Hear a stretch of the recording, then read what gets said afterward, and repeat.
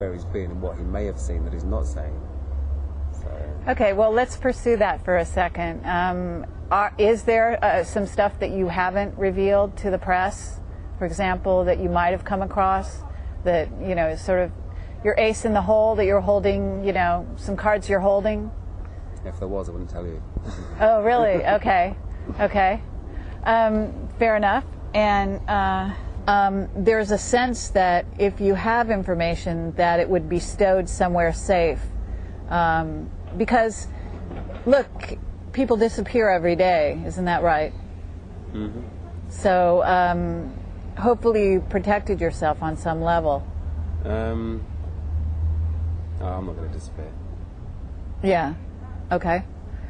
So in a sense, are you actually considering yourself a bit of a warrior?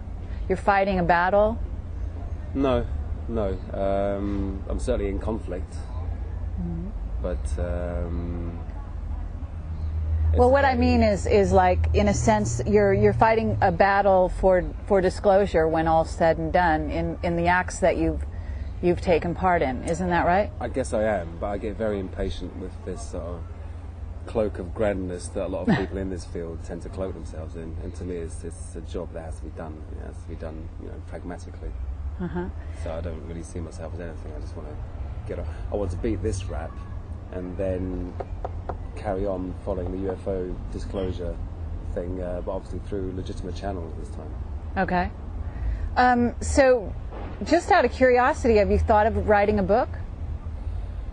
I hadn't thought of it, and then John Wiley and Sons approached me, and they got me to write the blurb, you know, the new book proposal document, and write some stuff on the back, you know. Sure. Gary McKinnon tells us this, that, and the other. And they said, "Oh, great! You know, it sounds really good. Wow!" And then they had a meeting with their legal department from stateside. So it's an American-based company ultimately, and that was it. Oh, they pulled the. Oh, wow. Gone, yeah. Well, I've got some people in Hollywood that might be interested. How do you feel about that? Okay, great. Stay in this country and film it. Okay, very good. Okay. So, as far as your background, you're not really a skilled, educated IT guy. Is that correct? I mean, do I have that right? I am skilled, but I've got no formal qualifications. Uh-huh. But when you started this sort of search, had you worked in the field? Oh, yeah. I mean, I had my first computer at 14. Learned to program in BASIC, then I learned to program in assembler. And then didn't do any computing work for a long time, but it was a hobby. Graphics programming, OpenGL, artificial intelligence, games programming, and then went to study computing, but found I had a lack of ability at high-level maths, so I couldn't even start the computer science degree. So they bumped me down to a higher national diploma, and I still had trouble with high-level maths, so I had to leave that altogether, and just went to work in it. Got my first job with no experience whatsoever, apart from my own hobbyist experience, just installing and configuring Windows. Mm-hmm. And from then on you get another contract, you get more experience, you do more stuff. And at that time employers respected experience more than pieces of paper. And I found later on they started to respect the pieces of paper more, but I could sit next to 10 guys with MCSEs and whatever and be better than all of them put together just because of 20 odd years experience behind me. So. Great. So you've done some game and artificial intelligence work as well? Yeah, not for work, for pleasure. Genetic algorithms, fuzzy logic, that kind of stuff.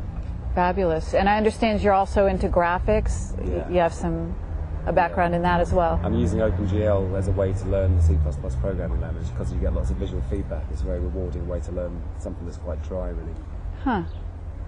Okay, cool. So you're very self-taught in a lot of ways. Now, I'm just curious, have you had maybe the hacker community come out for you in any way? Because I was never part of the scene, so to speak. I did contact a couple of chaps whom I saw in a news group posting what seemed like very well-informed and knowledgeable comments upon my case. And one of those chaps is now the guy that runs the Free Gary website. He's, very knowledgeable, very worthwhile, very, very caring. Mm-hmm. One of these people that just seems to be sacrificing his entire self for the good of everyone else. And I've read some stuff that lots of hackers are angry. I've read that hackers have said, "Oh, if Gary goes to jail in America, we'll hack the bejesus out of the American government." Please don't do that, chaps. Do you have other people that are sort of in there batting for you, like family, friends? I mean, my mum's a tower of strength, But I'm lucky enough to have 4 parents. I speak to my stepdad and my real dad a lot, and my stepmum, not quite so often because she still lives in Scotland. But yeah, friends incredibly supportive. I mean, having told me to stop doing what I was doing, they didn't really know exactly what I was doing, but they knew I was in places I shouldn't have been. And they're all saying, "Oh, it's very silly, you shouldn't do that," and trying to discourage me from doing it. And then they were very angry when it first came out that I'd been caught. But yeah, they're incredibly supportive.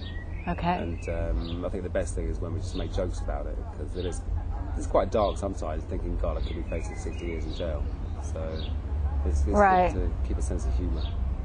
Okay. When you do investigation for 2 years, I'm sure that a lot of it sort of goes into the back of your head somewhere. And I was just curious whether or not, of course I don't know what you're reading lately or anything, but if you ever find things that collaborate what you might have come across, that kind of thing. Yeah, I mean, my story in itself, just that hacking story, I didn't find out, well, there was only a few items, so, there's nothing more that I've forgotten. That is all there is, the Excel spreadsheets and the picture. But you're absolutely right, having read lots of stuff recently, I've had so many people get in contact with me, and thanks to all of them sending me books and DVDs and being unemployed and stuff, it's really nice to have something for your brain to chew over, Sure. And I did realise there were places I'd been, which I didn't know at the time, but I've since found out are apparently hotbeds of UFO activity. China Lake. Well, certainly, I guess, Johnson Space Center. Well, yeah, absolutely, Johnson Space Center. A couple of NSA machines in Fort Meade as well, actually. So yeah, the stuff, I do think I probably was in places that were more sensitive than I realised at the time. I probably missed a whole lot of stuff. So you did keyword searches, isn't that right? Well, no, once you're actually, you have to become, it's no good just being an administrator of the machine. You have to become what they call in a Microsoft network, the domain administrator, so you've got full control of the entire network. Once you've got that, you can run a program, I used one called Land Search, I think at the time, which just searches every single computer and picks up files of certain types. But unfortunately at that time it wasn't good enough to look for keywords within the files. So I had to get creative with file names. And, Wow. So you could have just missed something that was top secret just because it was called, some innocuous name that didn't, trigger any idea. And also I eventually realised there was one network I was on, I won't say which, where because of the technique of rather than going around with a CD and installing Windows in every machine individually, you create what's called an image, and you shoot that image across the network onto each machine. On this particular network, the image had been made with a blank administrator password, so I had 5,000 machines, all with blank administrator passwords. What was the question there? How do you search something like that?